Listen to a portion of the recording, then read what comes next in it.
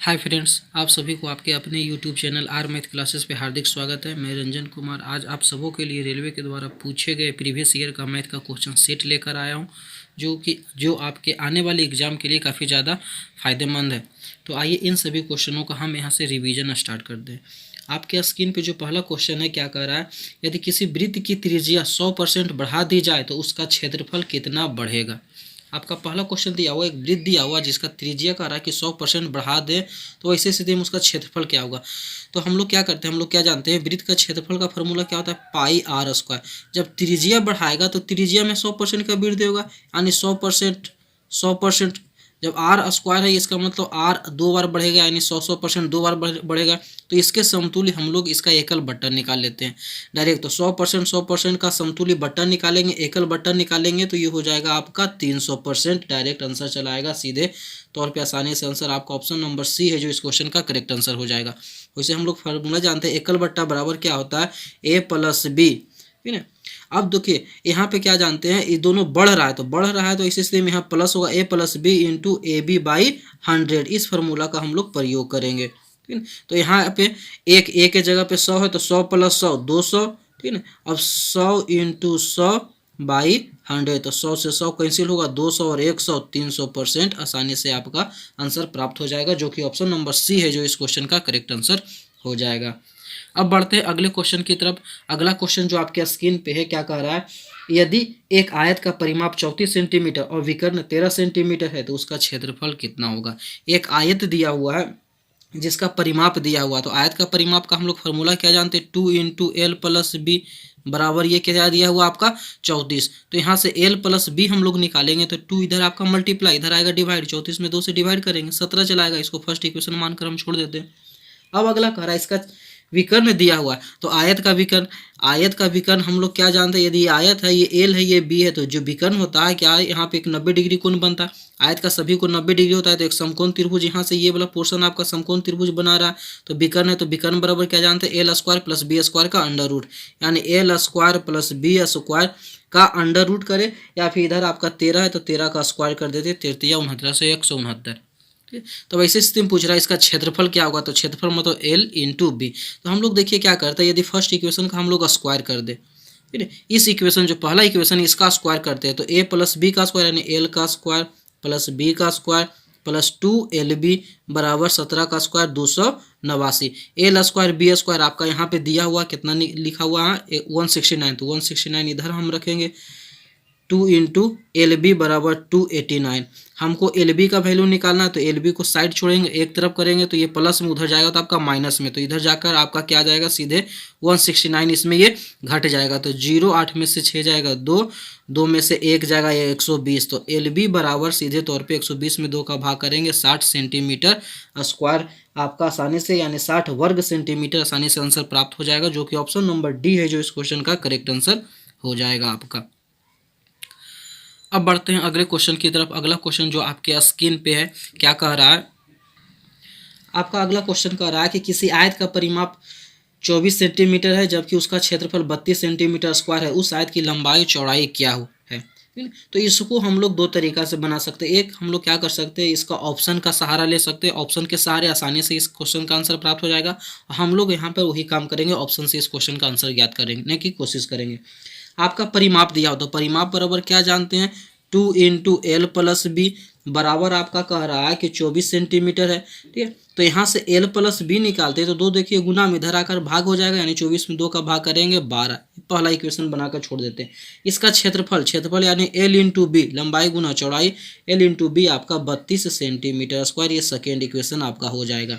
अब ऑप्शन पहला यदि ऑप्शन चेक करते हैं तो आपका 5 7 दिया हुआ, यानी एल और 5 है, चाहे बी अब मान लेते हैं, ठीक है। तो इस दोनों को जोड़ने पे क्या 5 और 7 को जोड़ने पे आपका 12 चलाता है, तो 12 तो चलाता है, लेकिन इसको गुना करने पे क्या 32 आता है, नहीं आएगा, तो इस कारण पहला ऑप्शन आपका नहीं होगा। दूसरा ऑप्शन उसी प्रकार चेक करते हैं तो 6 6 आपका दिया हुआ, यानी लंबाई 6 चौड़ाई 6, तो ऐसी स्थिति में क्या इस दोनों को जोड़ने पे 12 तो आ रहा है, लेकिन गुना करने पे आपका 32 प्राप्त नहीं होता। इसी स्थिति में ये भी आपका बी नंबर ऑप्शन भी नहीं होगा। तो इस प्रकार चेक करने पे आपका ऑप्शन नंबर जो डी है 4 8, इस दोनों को ऐड करने पे 12 सेंटीमीटर चला आएगा। ठीक है, एल बी 12 चलाता है प्लस करने पे, और एल इंटू बी करने पे आपका 32 भी चलाता है। तो इस प्रकार इस क्वेश्चन का राइट आंसर जो होगा ऑप्शन नंबर डी जो होगा करेक्ट आंसर हो जाएगा। अब बढ़ते हैं अगले क्वेश्चन की तरफ। अगला क्वेश्चन जो आपके स्क्रीन पे है क्या का दिया हुआ है, क्वेश्चन कह रहा है कि कितने समय में 150 रुपये का 8% प्रतिवर्ष की दर से ब्याज 800 रुपये का 4.1/2% की दर से 3 वर्ष के ब्याज के बराबर होगा। ये क्वेश्चन आपका दिया हुआ है कि दो आपका प्रिंसिपल है, ठीक है। आपका पहला दिया हुआ 150 रुपया, इसका इंटरेस्ट जो चल रहा है 8% के हिसाब से, दूसरा 800 रुपया है और इसका इंटरेस्ट जो 4.1/2% के दर से कह रहा है कि क्या बराबर होगा, कितने समय में दोनों का बराबर है, ठीक है। यानी साधारण ब्याज बराबर है तो दोनों स्थिति में एस आई आपका दिया हुआ कह रहा है कि दोनों स्थिति में एस आई बराबर होना चाहिए। तो एस आई का कंसेप्ट लगाएंगे, एस आई का formula P into R into T by 100। तो पहला में आपका P दिया हुआ है 150 रुपये 150, आर दिया हुआ 8%, टी हमको निकालना है तो टी के जगह पे टी अपॉन 100 बराबर। दूसरा में कह रहा है कि दर से 800 रुपये का, यानी 800 रुपया प्रिंसिपल है, ठीक है, 4.1/2, तो इसको पूर्णांक तोड़ेंगे तो 4 दूनी 8 1 9, तो 9 ऊपर में आपका 2 नीचे में होगा, ठीक है ना, इंटू 100 और समय दिया हुआ इसमें 3 वर्ष। तो यही आपका इक्वेशन यहाँ से प्राप्त होता है। इसी को सॉल्व करने पे आपका यहाँ से डायरेक्ट टी निकल जाएगा आसानी से। 100 से 100 ये कैंसिल होगा, ठीक है। ये 2 से यदि इसको कैंसिल करते हैं तो 400, 8 से इसको कैंसिल करते हैं तो 8 5 40, 50 से कैंसिल करेंगे 50 या 150, 3 से 3 कैंसिल होगा, यानी टी बराबर 9 वर्ष। सिंपल तौर पे आसानी से आपका आंसर प्राप्त हो जाएगा 9 वर्ष, यानी 9 वर्ष में 150 रुपये का 8% प्रतिवर्ष की दर से ब्याज जो होगा आपका बराबर हो जाएगा दिए गए इक्वेशन के अनुसार। यानी आपका जो आंसर होगा इस क्वेश्चन का ऑप्शन नंबर ए है जो करेक्ट आंसर हो जाएगा। अब बढ़ते हैं अगले क्वेश्चन की तरफ। अगला क्वेश्चन जो आपके स्क्रीन पे है क्या दिया हुआ है, क्या कह रहा है, अगला क्वेश्चन दिया हुआ है, कह रहा है कि 5,000 रुपया पर 12% वार्षिक दर से 3 वर्षों के लिए साधारण ब्याज व चक्रवृद्धि ब्याज की राशि का अंतर क्या है। यानी एस आई और सी आई का अंतर पूछ रहा है, ठीक है। सी आई और एस आई का अंतर पूछ रहा है जब टाइम यानी टी कितना दिया हुआ है 3 वर्ष, 3 वर्ष का अंतर दिया हुआ है, तब पूछ रहा है कि सी आई और एस आई का अंतर क्या है। तो इसके लिए हम लोग एक फार्मूला जानते हैं। फार्मूला क्या होता है, फार्मूला जो होता है इसको याद रखिएगा, पी आर का square into 300 plus R upon, ठीक है, पी आर का square into 300 plus R upon 100 का पावर 3। ये 3 वर्ष के लिए, यानी 3 वर्ष का जब सी आई और एस आई का अंतर पूछे तो इस फार्मूला का सहयोग से हम लोग आंसर आसानी से प्राप्त कर लेंगे। यदि यही क्वेश्चन 2 वर्ष के लिए रहे, ठीक है, तो 2 वर्ष के लिए हम लोग क्या कंसेप्ट जानते हैं, पी आर का स्क्वायर अपॉन 100, 2 वर्ष है तो पावर नीचे में 2 देंगे, ठीक है। ये आपका अंतर निकलता है, यानी सी आर और एस आई का अंतर यदि 2 वर्ष रहेगा तो पी आर का स्क्वायर अपॉन 100 का स्क्वायर। 3 वर्ष के लिए तो पी आर का स्क्वायर इंटू 300 प्लस आर, 3 वर्ष है तो 100 का पावर 3 यहाँ पे सिंपल करना होता है, ठीक है। अब क्वेश्चन देखिए दिया हुआ है, पी दिया हुआ कितना 5,000 रुपया, तो फार्मूला के अनुसार 5,000 रखेंगे। आर 12% है तो 12 का स्क्वायर है, यानी 12 गुना 12 2 बार करेंगे, इंटू 300 प्लस आर, तो 300 और आर के जगह पे आपका 12 अपॉन 100 का पावर 3, तो 100 का पावर 3 का मतलब इसको 3 बार हम लोग लिख सकते हैं।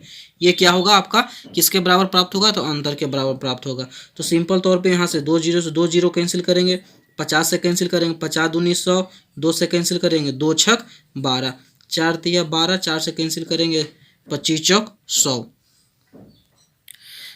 अब उसके बाद देखिए ऊपर में बचा क्या 3 गुना 6, ठीक है, तो इसको हम लोग यहाँ पे लिखते हैं 3 गुना 6, और ये इसको यदि जोड़ते हैं तो 312 और बटा ये आपका 25 हो जाएगा, ठीक है ना।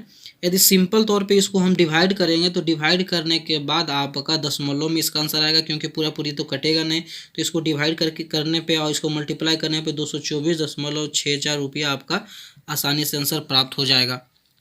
224.64 रुपये, इसको आसानी से काट भी सकते हैं या फिर क्या कर सकते हैं, इन सभी को गुना करके 25 से डिवाइड किया, या सिंपल गुना करने के लिए यहाँ पे हमको काटने की आवश्यकता नहीं था, यहाँ पे 4 गुना कर दिए 25 चौक 100, तो 4 से ऊपर भी गुना कर दिए, ऊपर वाला का सबका गुना करके सीधे 2 अंक के बाद दशमलव पुट करके आसानी से आंसर हम लोग प्राप्त कर लेते हैं इस क्वेश्चन का।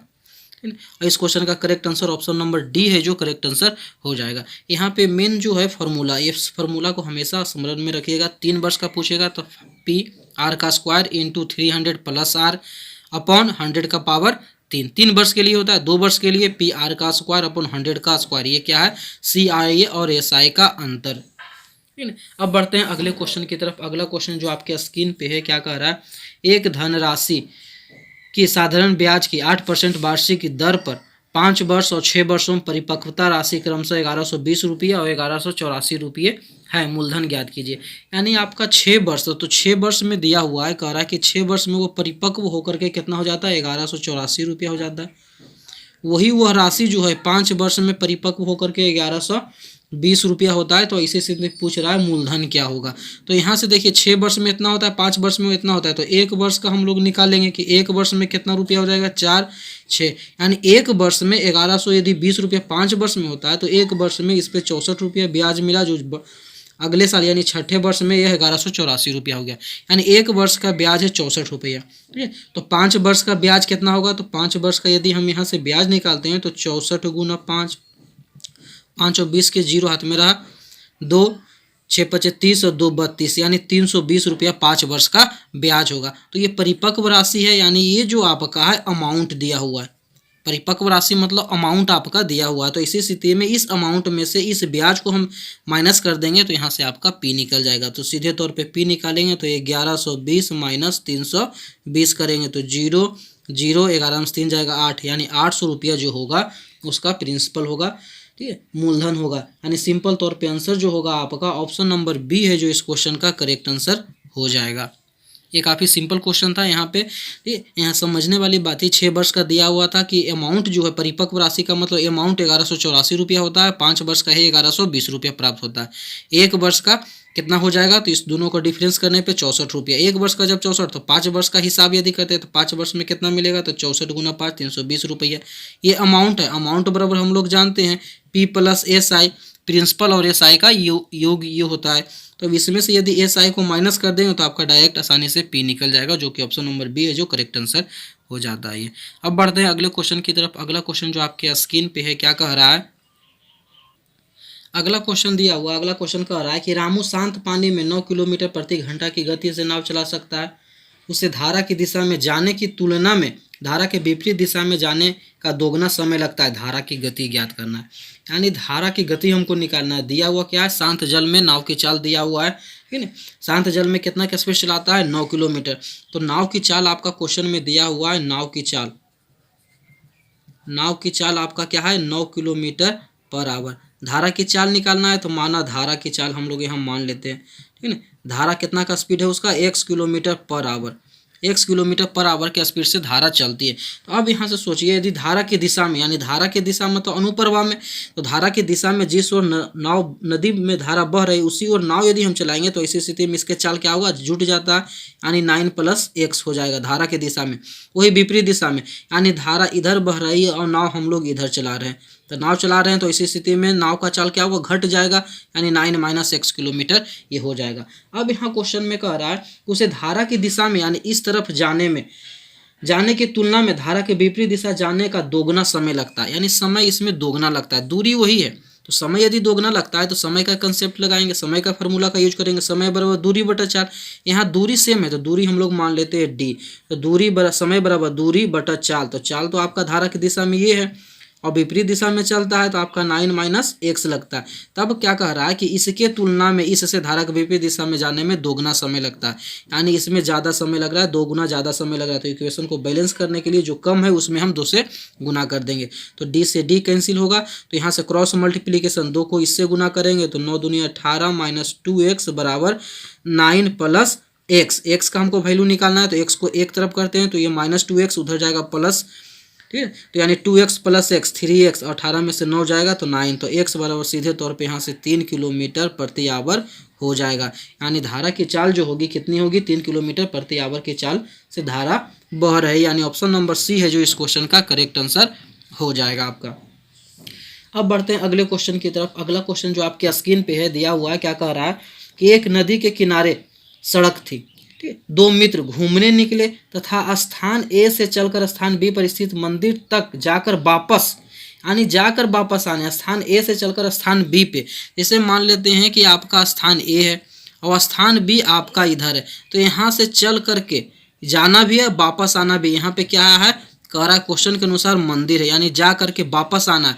यदि इसके बीच का डिस्टेंस हम लोग x किलोमीटर मान लेते हैं, ठीक है, दिया हुआ है नहीं, x किलोमीटर मान लेते हैं, तब यहाँ पे देखिए क्या कह रहा है, आगे कह रहा है कि एक 12 किलोमीटर प्रति घंटा की चाल से साइकिल से जाता है, एक जो है 12 किलोमीटर के हिसाब से किस पे जाता है, तो ये साइकिल से जाता है, ठीक है ना। और दूसरा जो है आपका मित्र कह रहा है कि दूसरा 10 किलोमीटर प्रति घंटा से नाव से जाता है, दूसरा 10 किलोमीटर प्रति आवर से नाव से जाता है तथा वो उसी से वापस भी आता है। यदि नाव नदी का बहाव यानी धारा जो है, नाव से जाएगा तो उसमें नदी जो पानी बह रही है, धारा का स्पीड 4 किलोमीटर प्रति आवर है।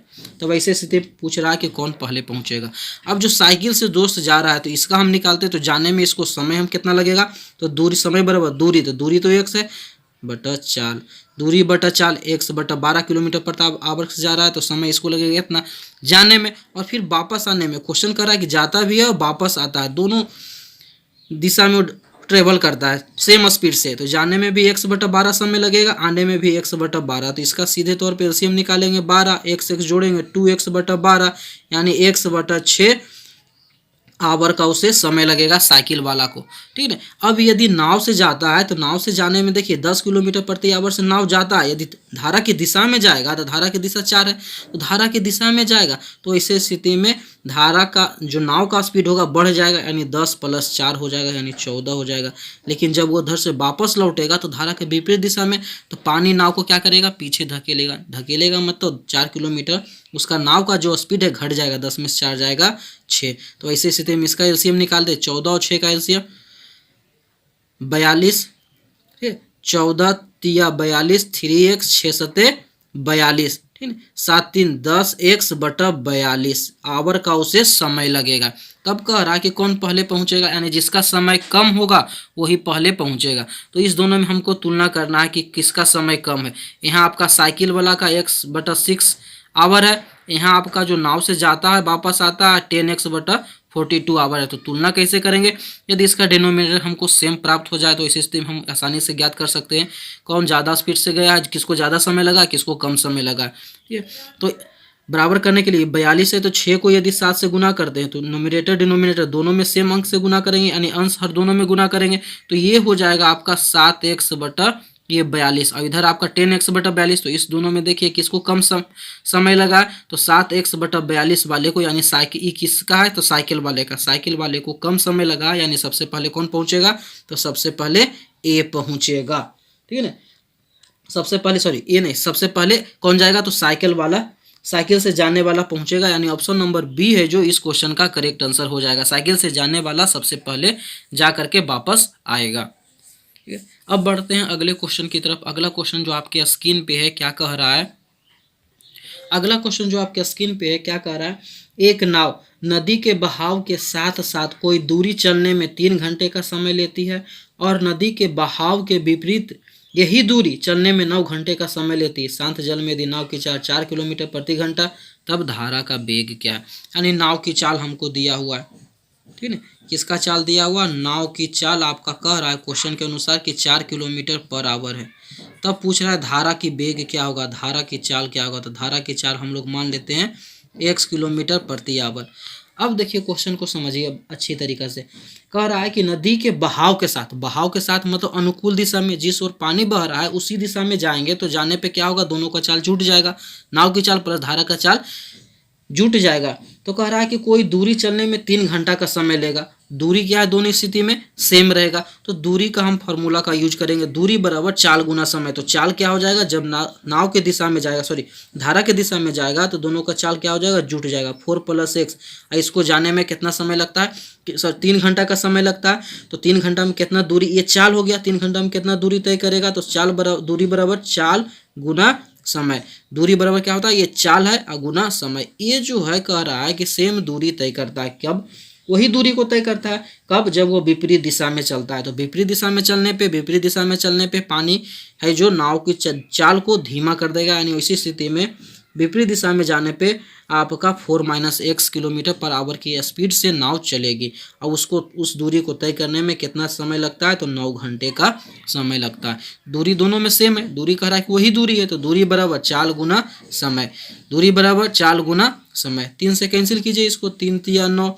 अब गुना करते सॉल्व करते 4 + x बराबर 4 तिया 12 माइनस 3x, 3x इधर आएगा तो 4x बराबर 12 में 4 जाएगा 8, तो x बराबर 8/4 यानी 2 किलोमीटर पर आवर है जो इस क्वेश्चन का आंसर आसानी से प्राप्त हो जाएगा। यानी पूछ रहा है यहाँ पे धारा का वेग क्या होगा, तो धारा का वेग जो होगा 2 किलोमीटर पर आवर होगा, जो कि ऑप्शन नंबर आपका इसमें से कोई भी नहीं, यानी ऑप्शन नंबर डी है जो इस क्वेश्चन का करेक्ट आंसर हो जाएगा। अगला क्वेश्चन जो आपके स्क्रीन पे क्या कर रहा है कि नाव की गति धारा के विपरीत दिशा में 40 किलोमीटर प्रति घंटा है तथा स्थिर जल में 55 किलोमीटर प्रति घंटा है। नाव की गति नदी की धारा की दिशा में क्या होगी? नाव की गति नदी की धारा की दिशा में क्या होगी? यहाँ पे स्थिर जल का में दिया हुआ है, स्थिर जल में नाव की चाल, यानी इसका मतलब डायरेक्ट नाव की चाल कह रहा है आपका। नाव का चाल 55 किलोमीटर प्रति आवर, नाव की चाल कितनी है? 55 किलोमीटर पर आवर। अब पूछ रहा है हमसे कि धारा की दिशा में नाव की चाल क्या है, तो हम लोग धारा की चाल मान लेते, दिया हुआ नहीं तो धारा की चाल मान लेते, तो धारा की चाल क्या मान लेते हैं, ठीक है ना, माना धारा की चाल बराबर क्या, x किलोमीटर पर आवर। अब x किलोमीटर पर आवर, तो यहाँ से हम लोग निकालेंगे धारा के विपरीत में, तो जब विपरीत जाएगा तो यानी धारा मान लेते हैं इस ओर बह रही है, नदी है जो, नाव इस ओर अपोजिट डायरेक्शन चल रहा है, तो इस स्थिति में हम लोग जानते हैं कि चाल घट जाएगा, यानी 55 - x धारा के विपरीत दिशा में चाल ये होगा। और हमको क्वेश्चन में दिया हुआ धारा विपरीत दिशा में चाल कितनी है, 40 किलोमीटर पर आवर। तो x का जब वैल्यू निकालेंगे 55 में से 40 जाएगा, यानी 15 किलोमीटर पर आवर होगा, यानी धारा की चाल जो होगी 15 किलोमीटर पर आवर। तो क्या निकालना है कि धारा की दिशा में नाव, यदि धारा इधर भी जा रहा है, नाव दोनों सेम डायरेक्शन में जा रहा है, तो इस स्थिति में चाल क्या होगा, जुट जाएगा, यानी 55 + x हो जाएगा। तो 55 + x का मतलब 55 और x बराबर हम लोग 15 निकाले, 55 15 जोड़ेंगे 70 किलोमीटर पर आवर है जो इस क्वेश्चन का आसानी से आंसर प्राप्त हो जाएगा, जो कि ऑप्शन नंबर बी है जो करेक्ट आंसर ये आपका है। अब बढ़ते हैं अगले क्वेश्चन की तरफ। अगला क्वेश्चन जो आपके स्क्रीन पे है क्या कह रहा है, कह रहा है कि कार ए की गति 80 किलोमीटर प्रति घंटा, यह 6 घंटे में एक निश्चित दूरी को तय करती है। यानी कार ए का है जो चाल दिया हुआ 80 किलोमीटर पर आवर, और यह है जो 6 घंटा में कोई निश्चित दूरी तय करता है, ठीक है। टी टाइम दिया हो 6 घंटा, तो कितना दूरी तय करेगा, डी बराबर डिस्टेंस बराबर S into T, speed into time. 80 में 6 का गुना करेंगे, 8 × 6 = 48, यानी 480 किलोमीटर की वह दूरी तय करेगा। अब अगला कह रहा है कि कार बी उसी समय में, तो समय कार बी के लिए भी समय आपका क्या हो जाएगा, 6 आवर ही होगा। कार बी के लिए भी समय 6 आवर होगा, ठीक है। उसी समय में कार बी उसी समय में कार ए से 60 किलोमीटर कम दूरी तय करता है, यानी 6 आवर में 60 किलोमीटर कम दूरी तय किया, तो 60 किलोमीटर कम दूरी तय किया मतलब दूरी कितना तय किया, 420, कितना आवर में, तो 6 आवर में, ठीक है। तो चाल बराबर दूरी, तो दूरी 420 किलोमीटर तय किया, आवर कितना 6, तो यानी इसी से चाल हो जाएगा 70 किलोमीटर पर आवर हो जाएगा, जो कि ऑप्शन नंबर बी है जो इस क्वेश्चन का करेक्ट आंसर है। काफ़ी इजी क्वेश्चन ये था आपका, ठीक है। अब बढ़ते हैं अगले क्वेश्चन की तरफ। अगला क्वेश्चन जो आपके स्क्रीन पे है क्या कह रहा है, कार बी कार ए से दोगुनी गति से दौड़ सकता है। कार बी जो है कार ए से दोगुनी गति से दौड़ सकता है, तो इसमें स्पीड किसका ज़्यादा है, तो कार बी की, ठीक है। तो कार ए का हम लोग मान लेते हैं कि कार ए का यदि speed x kilometre per hour है, ठीक है, तो इस स्थिति में बी का speed 2x kilometre per hour हो जाएगा, ये 2x किलोमीटर पर आवर, क्योंकि कह रहा है कि कार बी जो है कार ए से दोगुनी गति से दौड़ रही है। यदि कार ए 1.5 घंटा में 90 किलोमीटर की दूरी तय किया, यानी कार ए है जो 1.5 घंटा में 90 किलोमीटर की दूरी तय किया, तो ऐसे स्थिति में इसका चाल हम लोग निकालेंगे, चाल बराबर दूरी और बटा समय, समय 1.5, तो 1.5 को हम लोग तोड़ेंगे 3/2 हो जाएगा, 3 नीचे आपका 2 ऊपर, 3 से कैंसिल करेंगे, 30 दूना 60 किलोमीटर, यानी कार ए की चाल 60 किलोमीटर पर आवर होगा। तो वैसे स्थिति में बी की जो चाल होगा क्या होगा, इसका दोगुना, दोगुना का मतलब 60 दूनी 120 किलोमीटर पर आवर। ये आसानी से आपका आंसर प्राप्त हो जाएगा, जो कि ऑप्शन नंबर डी है जो इस क्वेश्चन का करेक्ट आंसर हो जाएगा आपका। क्वेश्चन में दिया हुआ कि कार बी है जो ए से दोगुना, ए यदि x किलोमीटर पर आवर जाता है तो बी है जो 2x से स्पीड से जाएगा।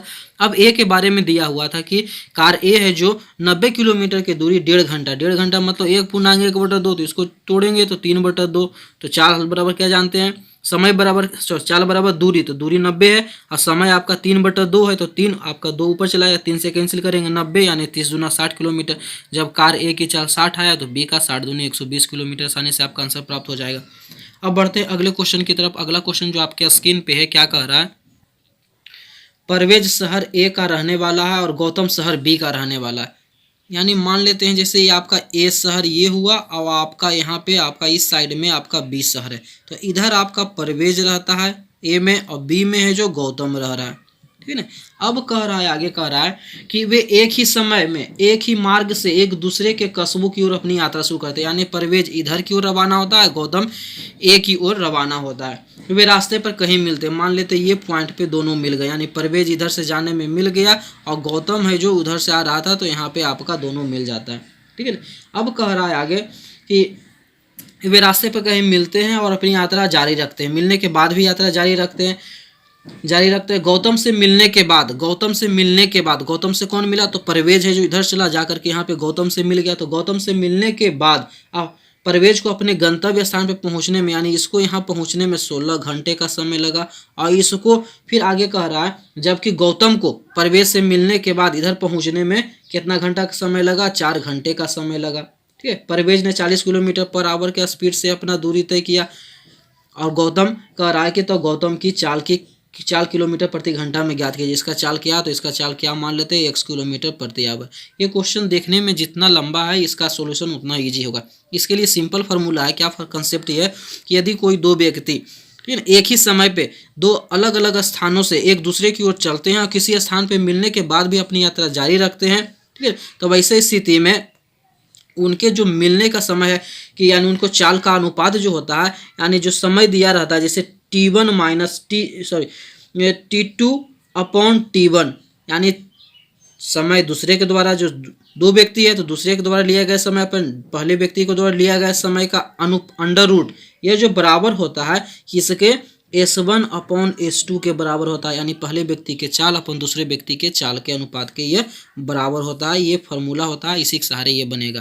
यानी दो व्यक्ति जैसे यहाँ परवेज आपका है, गौतम है, दोनों एक दूसरे से मिलने के लिए चलते हैं और रास्ते में कहीं पे मिलने के बाद परवेज को 16 घंटे और गौतम को 4 घंटा का समय लगता है, ठीक है ना। तो यदि हम लोग इसको परवेज का चाल को T1 मान लेते हैं तो परवेज को कितना समय लगता है, तो 16 आवर का समय लगता है, ठीक है ना।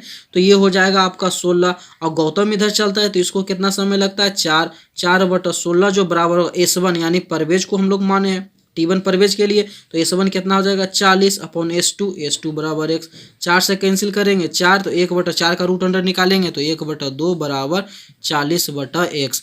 x का जब वैल्यू निकालेंगे तो 40 दूनी 80 किलोमीटर ये पर आवर होगा, यानी गौतम की चाल 80 किलोमीटर पर आवर होगा। कंसेप्ट आपका ये है, फार्मूला ये कहता है कि S1/S2 ये जो बराबर होगा T2 अपॉन T1, यानी देखिए S1 जो होगा दोनों का जो चाल होगा, यानी पहले व्यक्ति का चाल अपन दूसरे व्यक्ति का चाल, यह जो बराबर होगा किसके, T2 अपॉन T1 के रूट अंडर के बराबर होगा, ठीक है। तो इस फार्मूले के यूज के सहारे हम लोग इस क्वेश्चन का आसानी से आंसर प्राप्त कर लेते हैं। अब बढ़ते हैं अगले क्वेश्चन की तरफ। अगला क्वेश्चन जो आपका स्क्रीन पे है, क्या कह रहा है कि कार M की चाल कार W की चाल से दुगनी है। M की जो चाल है, ठीक है ना, किससे दोगुनी है, तो W से दोगुनी है, यानी ये 2 से चल रहा है तो ये 1 होगा इसका, यानी M का चाल यदि 2 के रेशियो में है तो इसका 1 हो जाएगा आपका। अब करा यदि कार M 2 घंटे और 30 मिनट में 120 किलोमीटर, M जो है 2 घंटे 30 किलोमीटर में 120 किलोमीटर की दूरी तय करता है, तो यानी हम लोग का यहाँ से चाल निकाल लेते हैं। M का चाल क्या होगा, चाल बराबर दूरी, तो दूरी 120 है, समय 2 घंटा 30 मिनट, तो 2 घंटा 30 मिनट को यदि हम लोग बदलेंगे पूर्णांक में तो इसको लिख सकते हैं 2 पूर्णांक 1/2 दूनी आएगा, यानी 5/2, तो सीधे तौर पे काटेंगे 24/5 से 24 दूनी 48, यानी M की जो चाल है कितना है 48। जब ये 48 है तो इसका कितना हो जाएगा, इसका आधा ये था, ये 2 है तो ये 1 है, यानी 2 = 41, तो 1 = 24 हो जाएगा, यानी W की चाल जो होगा 24 किलोमीटर पर आवर होगा, जो ऑप्शन नंबर डी है जो इस क्वेश्चन का करेक्ट आंसर हो जाएगा। ये था आज का सेशन। आशा करता हूँ कि आज का सेशन आपको पसंद आई है। यदि पसंद आई है तो प्लीज़ वीडियो को लाइक करें, शेयर करें, साथ ही साथ चैनल को सब्सक्राइब करना ना भूलें। वीडियो देखने के लिए आपका बहुत बहुत धन्यवाद।